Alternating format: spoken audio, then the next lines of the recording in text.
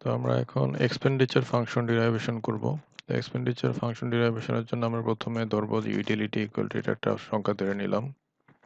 Utility equal to x একটা কমোডিটির সংখ্যা ধরলাম এবং ওয়াই একটা কমোডিটি এবং এটার উপরে পাওয়ার আছে দুইটারই 0.5 ধরার কারণ হচ্ছে দুটো ইজি হবে আমাদের এক্সপেন্ডিচার ফাংশনটা বের করতে। তো আমরা এটা দ্বারা যে প্রসিডিউরটা দেখাবো কিভাবে আপনারা এক্সপেন্ডিচার ফাংশনটা বের করবেন। তো আমরা প্রথমে এটা হচ্ছে একটা ইউটিলিটি ফাংশন ধরে নিলাম, ডাইরেক্ট ইউটিলিটি ফাংশন। তারপর এটাকে আমরা ডিফারেন্সিয়েশন করব। একবার ডিফারেন্সিয়েশন করব x এর সাপেক্ষে একবার করব এই 1 নং সমীকরণকে এবং y এর সাপেক্ষে একবার করব। তো x এর সাপেক্ষে ডিফারেন্সিয়েশন করলে আমরা মার্জিনাল ইউটিলিটি অফ x পাইলাম এবং সেটা কত আসলো আপনারা দেখতেছেন যে এখানে যেহেতু x ভ্যালু আছে তো এখানে n-x হবে, 1 n-1 হবে। তো এখানে কত আসলো, এটা সামনে চলে আসলো যে 0.5, আর এটা হচ্ছে 1 - 0.5 হবে ডিফারেন্সিয়েশনের রেগুলার নিয়ম। আর y তে কোনো চেঞ্জ হবে না। তো এই 1 - 0.5 মানে হচ্ছে আহ, হ্যাঁ মানে n-1, তো হ্যাঁ 0.5 - 1 আর কি। তো এখানে মাইনাস চলে আসছে। তো সিমিলারলি যখন আমরা y এর ক্ষেত্রে করব ডিফারেন্সিয়েশনটা সেম ভ্যালুটাই পাবো, শুধু y এর ক্ষেত্রে হচ্ছে নেগেটিভ সাইনটা এখানে চলে আসবে, x এর কোনো চেঞ্জ হবে না।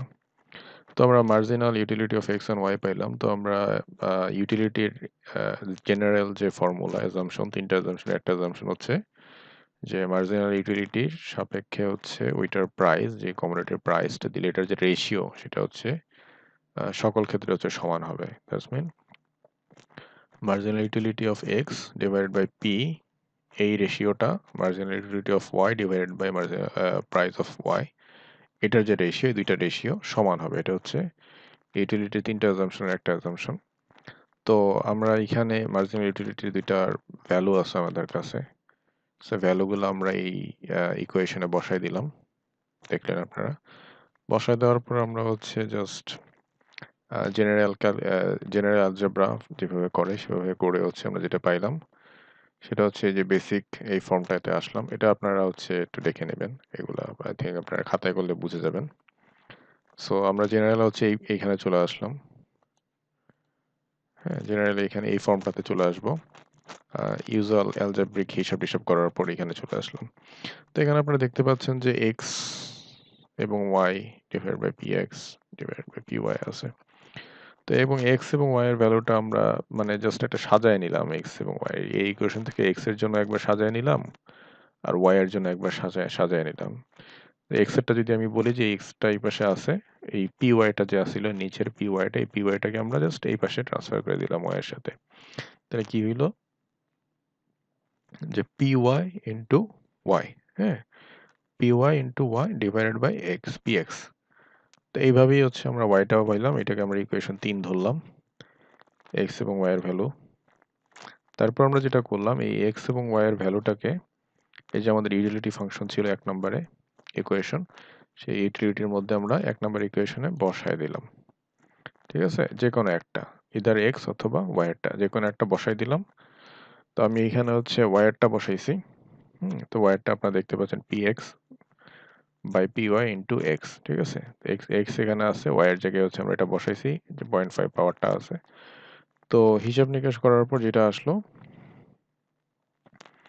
সেটা হচ্ছে যে এই যে 0.5টা আছে, এই 0.5টা এই যে ভিতরের গুণ আকারে যে x এর সাথে আছে, x এর সাথে হচ্ছে x এর উপরে চলে আসলো।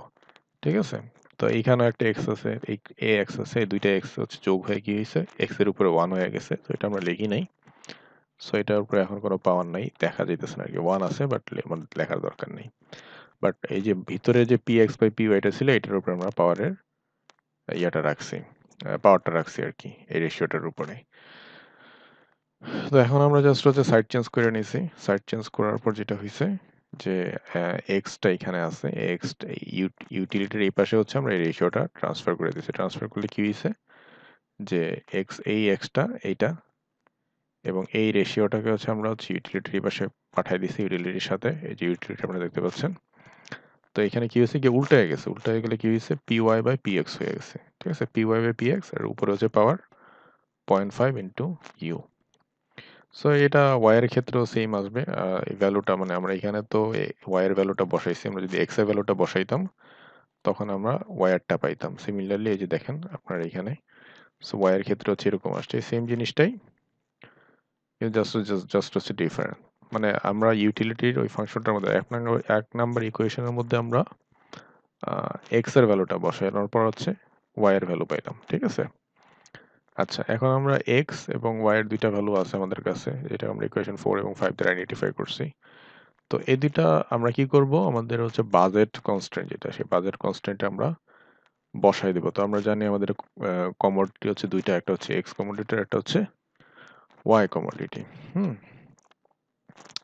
তো আমাদের বাজেট কনস্ট্যান্টটা কেমন হবে, যে এটা হচ্ছে budget constant M equal to হচ্ছে price of X into quantity of X বা এক্সই ধরলাম, আর এটা হচ্ছে price of Y into quantity Y, ঠিক আছে? সো এটা হচ্ছে আমাদের দুইটার যোগফলটা হচ্ছে আমাদের বাজেট কনস্ট্যান্ট। তো এখন এই যে আমাদের এক্স, এই যে বাজেট কনস্ট্যান্ট ইকুয়েশন 6 এ যে এক্স এবং ওয়াই আছে, সো এক্স এবং ওয়াইতে আমরা যে নব্য প্রাপ্ত যে এক্স এবং ওয়াই এর ভ্যালু, সেই দুইটা ভ্যালু হচ্ছে আমরা ইনসার্ট করব, ঠিক আছে? তো ইনসার্ট করলাম, ইনসার্ট করার পর কি হইলো দেখেন, যে ইকুয়েশন 4 3 এবং 4 থেকে হচ্ছে আমরা, সরি 4 এবং 5 থেকে হচ্ছে ইকুয়েশন 6 এ আমরা বসাইলাম এক্স এবং ওয়াই এর ভ্যালু। বসানোর পর ইউজার অ্যালজেব্রা করলাম, ইউজার অ্যালজেব্রা করার পর এম ইকুয়াল টু এরকম একটা ভ্যালু আসছে। আমরা যেহেতু উপরে একটা 0.5 ধরছিলাম, তো এরকম একটা ভ্যালু আছে। তো এটাই হচ্ছে আমাদের এক্সপেন্ডিচার ফাংশন, ঠিক আছে? এটাই হচ্ছে আমাদের এক্সপেন্ডিচার ফাংশন। আপনাদের যখন ডিরাইভেশন করতে বলবে যে এক্সপেন্ডিচার ফাংশন ডিরাইভেশন করবেন, হ্যাঁ, তখন হচ্ছে আপনারা এটা দিয়ে শুরু করবেন। এটা দিয়ে শুরু করে হচ্ছে যেভাবে দেখাইলাম, আমি আসলে আপনাদের করে দেখাইতেছি না, আপনাদের মানে ডিরেক্ট করা আছে, আপনারা জাস্ট হচ্ছে কপি করবেন, সেজন্যই দেখাচ্ছি। তাই হোপ আপনাদের উপকারে আসবে ব্যাপারটা।